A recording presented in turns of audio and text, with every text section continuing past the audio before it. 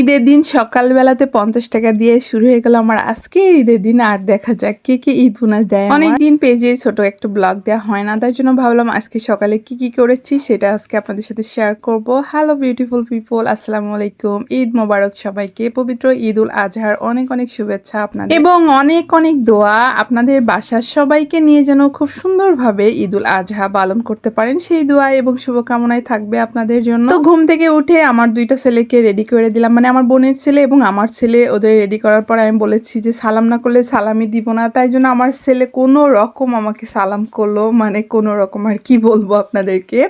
তো আমি গত 2 দিন আগেই ব্যাংক থেকে নতুন টাকা নিয়ে আসছিলাম, তো ভাবলাম যে আজকে ওদেরকে কিছু নতুন টাকা দিব। নতুন টাকা পেলে এমনিতে বাচ্চারা অনেক বেশি খুশি হয়। আর তার থেকে বড় কথা, ওরা এই টাকাটা না খরচও করতে চায় না। আমারই তো বেশি খুশি লাগে, ওদের আর কি বলবো। কিন্তু আমার জন্য আর থাকে না, সবাইকে দিতে দিতে আমার একদমই ফুরাই যায়।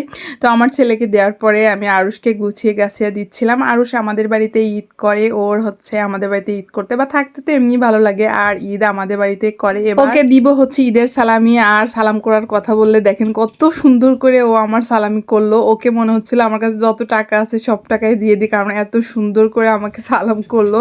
তারপরে ওকেও কিছু টাকা দিলাম। ও তো অনেক কনফিউজড ছিল যে মামাকে কত টাকা দিবে। তারপরে আমি ওরেও কিছু টাকা দিলাম। তো ওদের টাকা দেওয়ার পরে কি হয়েছে জানেন, আমার আবার টাকা দেওয়া লাগছে, কারণ ওরা নতুন টাকা দিয়ে একটা কিছুই কিনে খায়। তো বাসার ছেলেপুলের আপনারা কাদের কাদের কত টাকা ঈদ বোনাস দিয়েছেন আমার কমেন্টে কিন্তু অবশ্যই জানিয়ে দিবেন। আমি টুকটাক যতটুকু পারি সবাইকে দেওয়ার চেষ্টা করি। তো আরও আমার বোনজিদের দেওয়া লাগবে, ভাইজিদের দেওয়া লাগবে। এখনো ওদেরটা ভাইজিদের দেওয়া হয়ে গিয়েছে। এখন মানে আর একটা বোনের 2টা ছেলে মেয়ের জন্য রেখে দিয়েছি। তারপরে আমি সকালবেলাতে উঠে ঘরটা খুব সুন্দর করে গুছিয়ে নিজে আবার একটু ফেস প্যাক দিয়ে দিলাম মুখে, কারণ আমার ফেসে না অনেক বড় বড় পিম্পল হয়েছে। এটা দেখে আমার খুবই বিরক্ত লাগছিল। তারপরে এই জন্য আমি একটু ফেস প্যাক মেখে তারপরে গোসল করে এই সুতি জামাটা পরে নিয়েছি। আমার তেমন একটা জামা পরতে ভালো লাগে না, কমফোর্টেবল না। আমি এই জন্য সুতি জামা পরি সবসময়। তারপরে আমার ভাইপো আমাকে আবার 50 টাকা ঈদ সালামি দিল। তো আমি ঈদ সালামি পেয়ে তো অনেক বেশি খুশি হয়ে গেলাম। এই বছরে মনে হয় আমাকে কেউ ঈদ সালামি দিল, তাও আবার 50 টাকা না।